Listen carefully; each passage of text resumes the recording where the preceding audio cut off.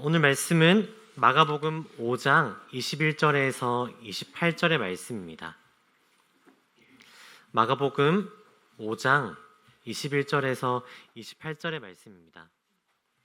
우리 함께 한 절씩 교독하시겠습니다.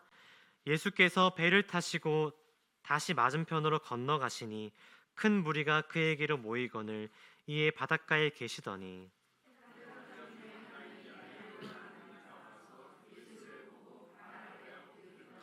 간곡히 구하여 이르되 내 어린 딸이 죽게 되었사오니 오셔서 그 위에 손을 얹으사 그로 구원을 받아 살게 하소서 하거늘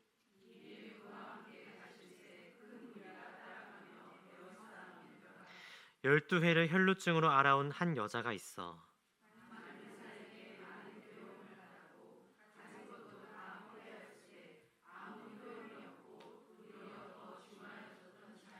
예수의 소문을 듣고 무리 가운데 끼어 뒤로 와서 그의 옷에 손을 대니 이는 내가 그의 옷에만 손을 대어도 구원을 받으리라 생각함일러라. 아멘. 할렐루야. 오늘은 담대한 믿음이란 말씀 제목으로 함께 말씀을 나누고자 합니다. 여러분은 담대한 믿음이 무엇이라고 생각하십니까? 어떤 때에 담대한 믿음이 필요하다고 생각하십니까? 이 자리에 여쭤보진 않을 테니까 눈 피하지 말아주세요. 제가 아직 어린아이의 마음을 가지고 있어서 그런지 모르겠지만 담대한 믿음이라고 한다면 여리고성을 무너뜨린 여호수아가 생각이 나고 홍해를 가른 모세가 떠오릅니다. 꼭 어떤 인물이 아니더라도 적군과 싸울 때 숫자적으로나 전투적으로 열세에 놓였다거나 다급한 상황이 왔을 때 주님이 주시는 담대한 믿음으로 적들을 무찌르고 또한 산을 옮길 만한 믿음을 가지고 큰 일을 치른다거나 내 앞에 놓여 있는 크고 작은 문제들이 있을 때 내가 아무리 해도 도저히 해결할 수 없는 일들을 믿음으로 헤쳐나가고 이겨나가는 이미지가 제 머릿속에 좀 남아 있습니다. 그런데 죄송하지만 제가 나이가 조금씩 들고 인생이라는 것을 조금씩 경험하고 배워나가다 보니까 저의 삶도 그렇지만 성도님들의 삶을 들여다보니 성도님들에게 담대한 믿음이라는 것은 태산 같은 문제나 어려움들 혹은 작은 문제들이 놓였을 때 성경의 말씀처럼 그것들을 담대함으로 이겨내고 극복해 나가는 스토리가 아니라 가족들의 눈치를 보면서 황금 같은 주말에 아침 일찍 예배드리러 나가는 거. 이전에는 신앙생활을 진짜 여호수아와 같이 모세처럼 담대한 믿음으로 신앙생활을 했지만 이제는 삶에 지어서 예수님 만나러 가는 것이 어려운 것 같이 성도님들마다 조금씩 다르겠지만 교회 나간다는 것 자체로도 담대한 믿음이 필요하고 큰 결단을 필요로 하는 때가 분명히 있더라고요. 그분들의 신앙의 크기를 재고자 하는 것이 아니라 현실의 삶의 문제들이 점점 더 직면하게 되는 것을 느끼게 됩니다. 저는 모태신앙으로 자라왔고 교회 가는 게 어렵지 않은 분위기와 안전한 환경 속에서 살아왔기 때문에 교회 가는 것 자체만으로 어려운 적은 사실 없었습니다. 그런데 우리 크리스찬의 궁극적인 목표는 교회 가는 것이 끝이 아니잖아요. 우리의 진정한 목표를 위해서는 예수님을 진정으로 만나서 그분의 제자가 되어야 하는데 우리는 예수님을 따라가기만 했던 많은 무리들과 같이 교회를 그냥 다니고만 있다는 것입니다. 사랑하는 성도 여러분, 오늘 이 시간을 통해서 예수님을 진정으로 만나는 시간이 되시길 간절히 소망합니다. 예수님을 만나기 위해서 노력하는 담대한 믿음을 가지는 우리 성도님들 되시길 간절히 소망합니다. 오늘 본문에서는 회당장 야이로와 예수의 옷에 손을 댄 혈루증을 가진 여인 2명이 등장하고 있습니다. 예수님께서는 이 마가복음 5장에 보면요, 귀신 들린 자를 고치시고 배를 타고 맞은편으로 건너가셨습니다. 그리고 예수님께서 그곳에 가시니까 큰 무리가 예수님께 모였습니다. 예수님께서는 건너온 이곳에서 4가지 땅에 떨어진 씨 비유와 겨자씨 비유와 같이 하나님의 말씀을 전하셨던 상태에서 이 거라사인 지방으로 가셨다가 다시 배를 타고 돌아오셨습니다. 그렇기에 사람들은 예수님에 대한 소문이 이미 나 있었습니다. 그래서 예수님께서 저쪽에서 배를 타고 건너오시자 큰 무리가 예수님께 모여들었던 것입니다. 사실 오늘 마가복음 5장이 아니라 누가복음 8장에는 무리가 예수님을 환영했다고 나와 있습니다. 무리가 예수님을 이미 기다렸다고 나와 있었습니다. 그런 때에 회당장 중에 하나인 야이로라는 사람이 예수님을 찾아왔습니다. 그리고 예수님을 찾아와서 갑자기 예수님 앞에 엎드렸습니다. 사람들은 이 모습을 보고 아주 놀랐을 것입니다. 당연히 예수님의 말씀이 권위 있고 예수님께서 평범한 사람이 아니라는 것은 이미 알고 있었을 것입니다. 그런데 회당장이나 되는 사람이 예수의 발 앞에 와서 엎드린다는 것은 이 보통의 의미가 아니라는 것입니다. 당시 회당장의 역할은 예배 때 이제 성경을 봉독하거나 이제 성경을 강론하거나 재정 관리까지 맡는 회당 지도자였습니다. 또한 회당장은 그 지역에서 부유하고 덕망 있는 사람들만 이제 이 회당장의 역할을 맡을 수 있었다고 합니다. 그런 사람이 예수님 앞에 엎드렸다는 것입니다.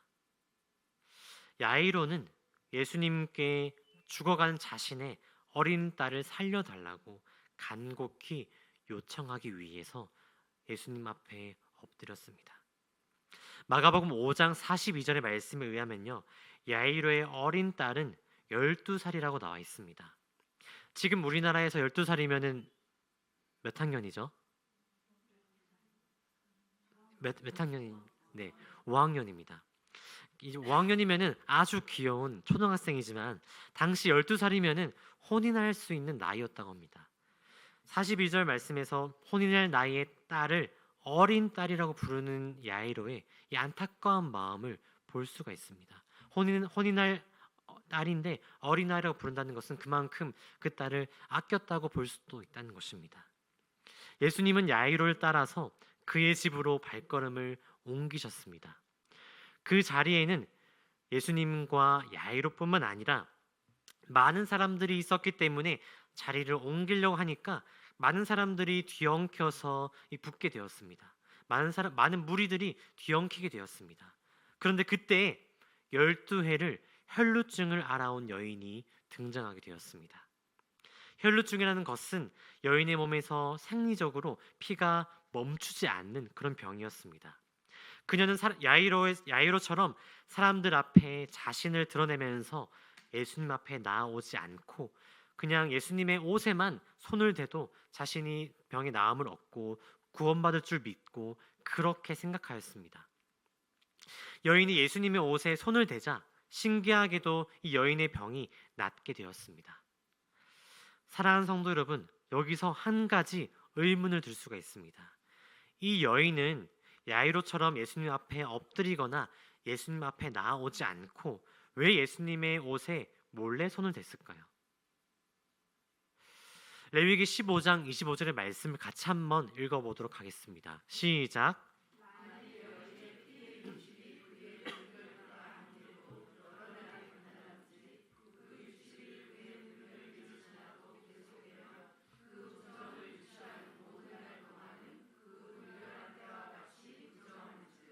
아멘. 모세오경의 율법에 의하면요, 여인의 몸에서 피가 나온 날이거나 계속해서 피가 나오게 되면은 그 사람을 부정한 사람이라고 여겼습니다. 또한 이스라엘은 부정하게 된 사람을 이제 사람들하고 같이 두지 않고 그 사람을 격리를 시켰습니다. 부정한 자와 간단한 신체 접촉을 한 사람은 그 사람 또한도 부정한 자로 간주하였습니다. 그리고 부정하게 되면은 다른 사람으로부터 격리하게 되고 또한 부정한 사람은 그 부정한 날 동안 자신의 온전한 생활을 하기가 매우 어려웠습니다. 그래서 하루 벌어 하루 사는 사람들에게는 부정하게 되는 것이 본인들의 생활과 생존의 문제에 직결하게 되는 것입니다. 그뿐만이 아니라 당연히 율법적으로 부정하다는 것은 좋지 않은 의미였기 때문에 그들과 부정한 자들과 멀리 떨어져서 지내려고 하였습니다. 그렇다면은 피가 계속해서 나는 혈루증이라는 병에 걸린 여인은 계속해서 부정한 상태가 됩니다. 왜냐하면 12회 동안 12년 동안 이 혈루증의 병에 걸렸기 때문입니다. 이 여인은 12회인 12년 동안 부정하게 되었으니까 가족들이나 친구들과 가까이 지내거나 같이 생활할 수 없었을 것입니다. 12년이라는 긴 시간 동안 그녀는 그녀의 인간관계와 그녀의 일상생활은 모두 다 파괴되어 버렸을 것입니다. 사실 여인의 몸으로 그 당시에 경제생활을 할 수도 없었는데 부정한 자가 되어서 가족과 연도 끊기고 친구들과의 관계도 끊기게 되고 친척들과도 같이 붙을 수도 없고, 그렇다면 그녀가 먹고 생활하는 것은 12년 동안 어떻게 생활했는지 상상만으로도 참 가늠하기 어렵고 참 어려운 시절을 그녀 또 혼자서 보냈을 것입니다. 그런데 그런 와중에 예수님에 대한 소문을 듣고 자신의 병을 고치기 위해서, 나음을 입기 위해서 아주 크고 대단한 모험을 하게 됩니다. 본문 24절 말씀 보니까 큰 무리가 따라가며 에워싸 밀더라라고 나와 있습니다. 큰 무리가 따라가며 에워싸고 밀고 있는데 회당장 야이로처럼 예수님 앞에 나아가지 않더라도 예수님의 옷자락을 잡기 위해서는 수많은 인파들을 해치고 나아가야 합니다. 아마도 이 여인은 누군가 자신을 알아보지 못하게 얼굴이든 몸이든 꽁꽁 싸매고 무리들의 틈에 끼어들었을 것입니다. 왜냐하면 만약 이 여인은 자신이 12회 동안 혈루증을 앓아온 여인이라는 것을 들키게 된다면은, 밝혀지게 된다면은 이 여인이 수많은 인파들을 지나가면서 부딪혔던 많은 사람들이 모두 다 부정하게 되는 것입니다. 그리고 여인과 부딪혔던 그 사람들과 또 부딪혔던 그 사람들도 다 부정하게 되어서 그 자리에 있던 모든 사람들이 다 부정해지기 때문입니다. 그게 밝혀지게 된다면은 여러분들 상상해 보세요. 이 여인은 어떻게 될까요? 사람들에게 돌로 맞아 죽임을 당하게 될 것이 분명했을 것입니다. 이 여인은 자신의 목숨을 걸고 나음을 잇기 위해서 무리를 뚫고 예수님을 향해서 한 걸음 한 걸음 나아갔습니다. 사랑하는 성도 여러분, 회당장 야이로와 12의 혈루증을 앓은 이 여인의 공통점이 무엇입니까? 바로 예수님을 만나기 위해서 자신을 내려놓았다는 것입니다. 야이로는 회당장이란 높은 신분이 있었음에도 미천한 출신이었던 예수님에게 또 수많은 무리들이 있다는 것은 자신이 엎드리고 숙인다는 것을 모두가 보고 또한 그 사람들이 소문을 낼 것임이 분명한데도 불구하고 예수님을 만나기 위해서, 자신의 사랑하는 딸을 살리기 위해서 이 회당장 야이로는 자신의 모든 것을 내던졌다는 것입니다.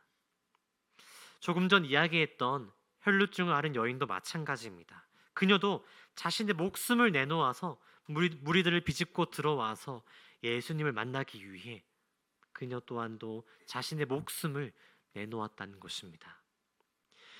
사실 저는 이 두 사람을 보면서 솔직히 편안하게 신앙생활을 하고 있는 저를 돌이켜 보았습니다. 사실 저 모태신앙으로 태어나서 편안하고 안전한 예배 생활을 이어나가면서 예수님을 향한 뜨거웠던 열정이 언제가 마지막이었는지 솔직히 말해서 기억이 안 날 정도로 정말 오래되었던 것 같습니다. 하나님의 부르심을 받고 사명과 소명을 받고 그 사명과 소명을 확립하면서 두려움과 설레는 마음으로 주의 길을 걸어가고 있지만, 때론 저도 사람인지라 사람에게 부딪혀서, 때론 일에 부딪혀서, 때로는 현실에 부딪혀서 예수님을 향한 뜨거웠던 열정이, 그 마음이 타성에 젖어버리면서 식어버리게 되었습니다.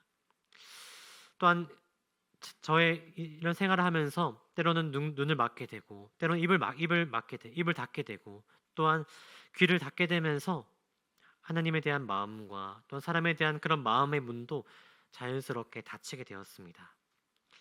사실 하나님의 종이 되어야 하는데 인간의 종이 되었던 적도 있었고요. 인간적으로 성공하고 싶어서 또한 잘 되고 싶은 마음도 솔직한 마음으로 있었습니다. 그런데 어느 날 야이로와 이 여인이 사는 마을에 예수님이 찾아오신 것처럼 식어버린 저에게 예수님의 길을 다시 따라갈 수 있는 기회가 생겼었습니다. 그 길을 선택하기 위해서는 저 스스로 쌓아왔다고 생각했던 것들을 저 스스로 무너뜨리고 포기해야 될 때가 왔었습니다. 사실 그것들이 지금 생각해 보면요, 정말 뭐 대단한 것도 아니고 엄청 큰 것도 아니었지만, 당시에는 내 것이라 생각했던 것들, 내가 세웠던 것들을 무너뜨리고 포기한다는 것이 제 입장에서, 제 나름에서 참 대단한 용기였고 아깝고 두려운 마음들이었습니다. 나를 무너뜨리고 두려움을 이겨내고 예수님의 옷자락 아니더라도 예수님의 그 걸어가신 길을 따라가기 위해서 한 발자국 내디디면서 용기를 내었을 때, 내가 쌓은 탑을 나 스스로 무너뜨리고 그것들을 포기할 때에 저에게 예수님께서는 새로운 길을 내어 주셨고 주님을 따를 수 있는 그런 마음을 주님께서 허락하셨습니다. 제 모습 있는 그대로 예수님께서는 또한 저를 그대로 받아주셨습니다. 제가 쌓아오고 제가 그동안 이제 갈고 닦아왔던 것들, 제가 그동안 이제 실력을 쌓아왔고 나 스스로 길을 걸어왔던 것들을 내려놓았을 때 예수님께서는 그것들을 있든 없든 저의 있는 모습 그대로 저를 받아주셨습니다. 성경에는 표현되어 있지 않지만 야이로가 예수님께 나아갈 때, 엎드릴 때, 또 무리 속에 숨어서 예수님의 옷자락을 잡기 위해서 예수님이 어디에 있는지, 예수님 옷자락이 어디에 있는지 찾을 때 이 야이로와 여인의 마음이 어땠을까 한번 생각해 보았습니다. 사람들의 시선과 자신을 알아보지 않을까 두려운 마음으로 주님께 나오지 않았을까? 또 어쩌면 반대로 그들은 너무나도 간절한 마음이 있었기 때문에 사람들의 시선을 신경 쓰지 않았을지도 모르겠습니다. 오늘 말씀을 준비하면서 나에게도 이 사람들과 같은 간절함이 있나 또한 스스로 돌아보는 시간도 있었습니다. 여러분은 예수님을 향한 마음과 간절함이 있습니까? 만약 그 간절함이 없다면은 오늘 이 시간을 통하여서 그 간절함을 회복되시길 간절히 소망합니다. 담대한 믿음이라는 것은 큰 산을 옮기고 큰 기적을 일으키는 그런 믿음이 아니라 예수님을 만나기 위해서, 따라가기 위해서 나의 것을 내려놓고 포기할 수 있는 그런 담대한 믿음이 있냐는 것입니다. 참 감사한 것은 나의 것을 내려놓고 주님께 담대한 믿음으로 나아갔을 때에, 간절한 마음으로 나아갔을 때에 우리 주님은 어떤 모양이로든지 우리의 그런 행동에 반응하신다는 것입니다. 응답하신다는 것입니다. 야이로가 예수님 앞에 엎드렸을 때 예수님은 야이로와 함께 그의 집으로 향하셨습니다. 예수님께서 야이로의 집으로 향하는 길에 혈루증 앓은 여인을 낫게 하시면서 그녀와 대화하실 때에 야이로의 딸이 죽은 소식을 이 회당장의 사람들이 와서 알렸지만은 예수님은 그들을 차분히 진정시키시고 가라앉히시고 그의 집으로 가셔서 손을 일으키시면서 그녀를 살려내셨습니다. 또한 혈루증 여인이 예수님을 만나러 갈 때 예수님은 그녀가 다가오는 것을 모르셨을까요? 분명히 예수님께서는 이 여인이 자신에게 다가오는 것을 알고 계셨을 것입니다. 그런데 만약 이 여인이 예수님의 옷자락을 잡기 전에 예수님께서 고개를 돌려서 그녀에게 만약에 아는 척을 하셨다면은 그녀의 정체가 발각되어서 사람들에게 그녀의 정체가 발각되었을 것입니다. 그런데 예수님은 그녀가 자신의 옷자락을 잡을 때까지 기다려 주셨습니다. 또한 나음을 입은 그 여인을 그냥 나음으로써 보내는 것이 아니라 여인을 불러서 세우셨습니다. 그녀를 불러서 세우신 이유는 많은 사람들 앞에서 그녀가 혈루증에서 나음 입은 것을 사람들에게 보여주시기 위해서입니다. 예수님께서 이 혈루증 나은 것을 많은 사람들에게 보여주시려고 하신 이유는, 만약 여인이 나음을 입고 그냥 집으로 갔다면은 사람들이 그녀 스스로 나았음을 입증해야 하고, 또한 자신이 그 혈루증 나은 것을 증명해야 되는 것들을 많은 시간이 들었을지도 모르지만, 또 어떤 사람은 그것을 믿지 않았을지도 모르겠지만 예수님의 권위 있는 말씀과 많은 무리들 앞에서 그녀를 드러냄으로써 그녀가 이제는 나음을 입었고 정상적인 생활을 할 수 있도록 예수님께서는 그녀를 도와주신 것입니다. 사랑하는 성도 여러분, 여러분의 믿음은 어디로 향하여 있습니까? 믿음의 방향이 잘못되어 있지 않습니까? 아니면 저처럼 타성에 젖어서 뜨거운 열정이 식어버리고 주님께 다시 나아가기 어려워하고 있진 않습니까? 자신을 내어놓고 간절한 마음으로 주님께 나아온 야이로와 여인처럼 우리 또한도 우리 자신을 내려놓고 주님 앞에 간절히 나아가길 소망합니다. 담대한 믿음이라는 것은 내 앞에 놓인 문제를 해결할 수 있는 믿음이 아닌 주님만 바라보고 주님을 향해서 가는 믿음인 줄 믿으며 나아가시길 원합니다. 주님 앞에 나아간다는 것은 우리의 삶에서 포기해야 되는 것도 있고 나를 내려놓는 것은 정말 어려운 일이지만 한 걸음 한 걸음 용기 내어서 나아간다면 어느 날 주님 앞에 가까이 서 있지 않을까요?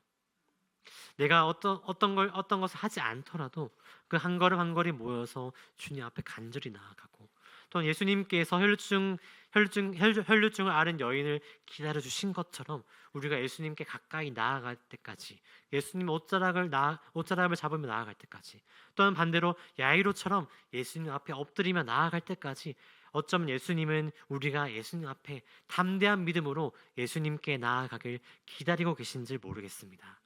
우리가 이 시간 함께 찬양하시면서 우리가 주님을 믿으면서 또한 우리가 담대한 믿음을 달라고 이 시간 가운데 함께 찬양하시면서 주님께 나아가길 소망합니다.